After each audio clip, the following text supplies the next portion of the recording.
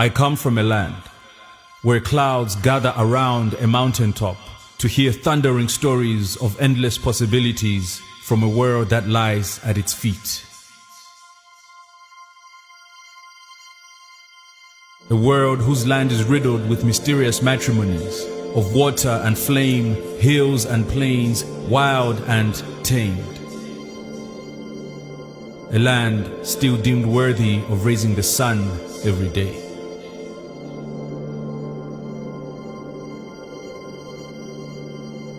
I come from a grateful land, where a great lake attributes its greatness not only to the biggest rivers, but also the smallest streams.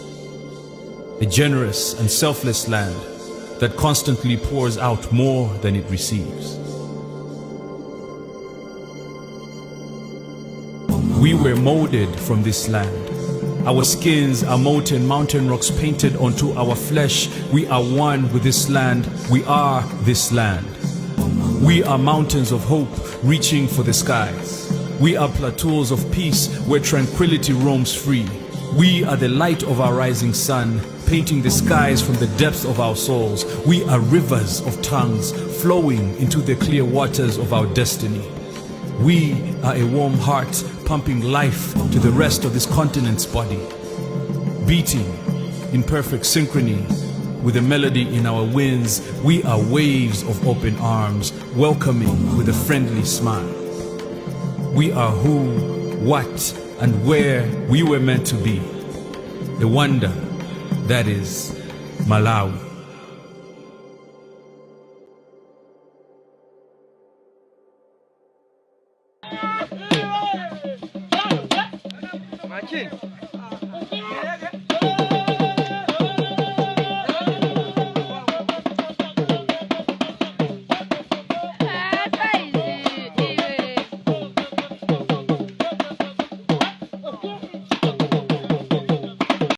Today is July 27th, 2022, and I happen to be in Lilongwe, the capital city of the Republic of Malawi, and I happen to have the exceptionally rare occasion to have a brief conversation with the United States representative to the Republic of Malawi, Ambassador David Young. So with those remarks, let me turn to the ambassador. Mr. Ambassador, Ambassador David Young, for a start, thank you very much for granting me these few minutes to have a chat with you.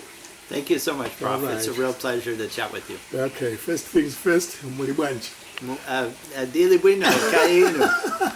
Dili bwino so zikomo. Zikomo kwambiri. Ku United States, mumachokela state iti. Mumachokela Wisconsin, kapena ku Colorado, kapena ku Florida. Mumachokela ku Kapena, Missouri. Kansas City. Chabwino, zikomo. I have, very quick, I would like to get your comments, views very quickly, informally. Recently, the Malawi national soccer team or football team called the Flames had a game, which was hosted here, in Lilongwe, and they played Ethiopia, and you went public saying you were a supporter of the Flames. Yeah, absolutely. And so, Motto, Flames, motto. And, okay, my questions are a little more general, so not so much about soccer, football, but sport in general. In your views, having lived in Africa and of course, with the background in the United States, what contribution do you see sports make to cognitive development of the youth, to the health and the development of society in general? What are your views? Yeah, thanks. Well, I'm a big sports fan, and I believe very much, as Senator Bill Bradley once said, about the values of the game, because I believe that sports teaches young people a lot of wonderful values in terms of developing leadership skills and self-confidence, determination, moving forward. And I think that, meeting with members of the Flames team, I had them at my house for our Juneteenth celebration this year, and got to visit with them and their coaches. I think these young people have really benefited from their involvement in sports. And some of the young guys who participated on the football team have been able to come from neighborhoods and have opportunities that they wouldn't have had otherwise. Similarly, just the other week, I was meeting with Malawi Queens, which is their very outstanding netball team, which is actually 5th or 6th ranked in the whole world. So I met with the women who are on the Malawi Queens, who are now at the Commonwealth Games in UK. And similarly, Moto Queens, Moto. And really very much appreciate their leadership in their communities and their involvement through sports and mentoring girls and young women. We're going to have them over for a reception with women athletes and young girls who look up to them and can appreciate the values that they obtain through involvement in sports as well. Thank you. I used to referee soccer games, in the San Francisco Bay Area, youth games, and there was a soccer referee manual which I went through, and it had a quote in it which I've actually used in class. It says that soccer, like every other sport or any other sport, reflects the values of the culture in which it is played. All right.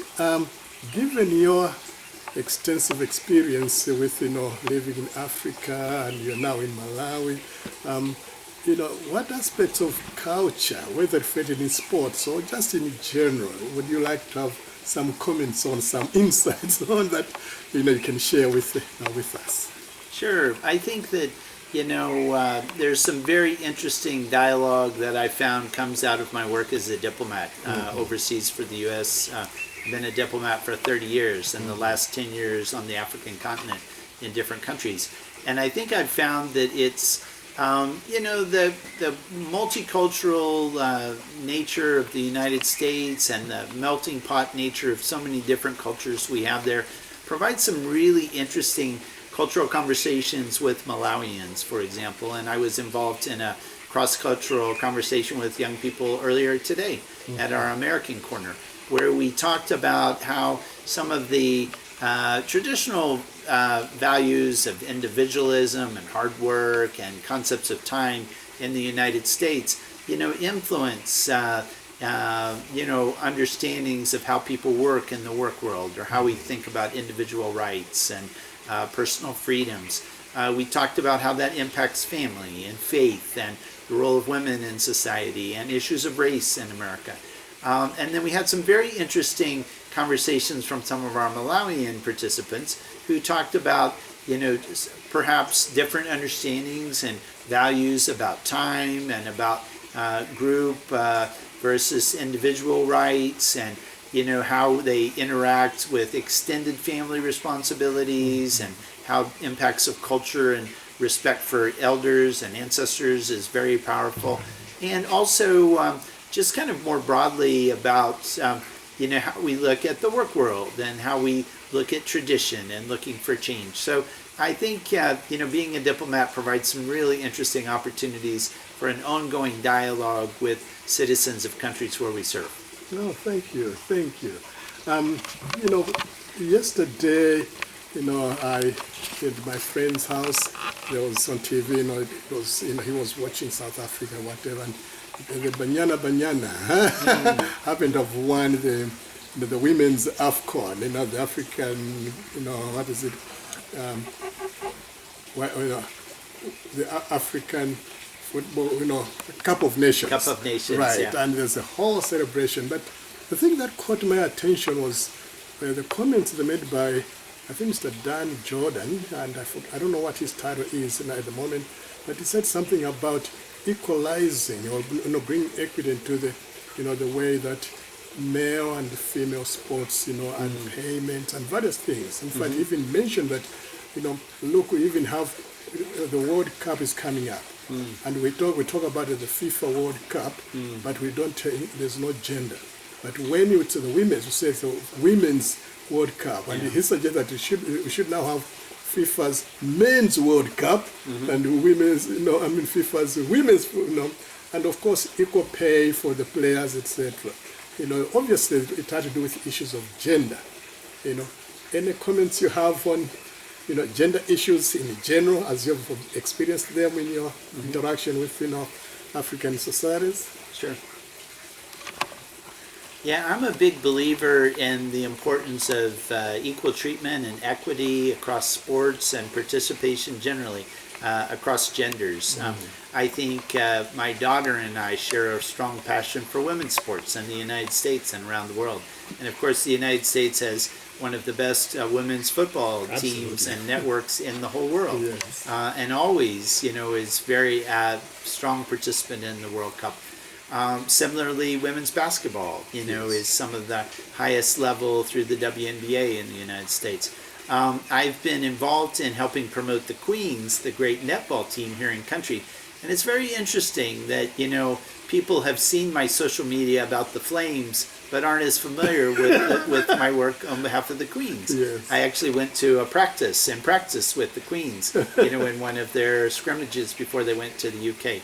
So I think, changing cultural attitudes to promote more equity and inclusion is an ongoing process. It's a challenge in the United States, it's a challenge in Malawi, it's a challenge around the world. And we need to continue to keep working for equality of opportunity and equity for players and opportunities.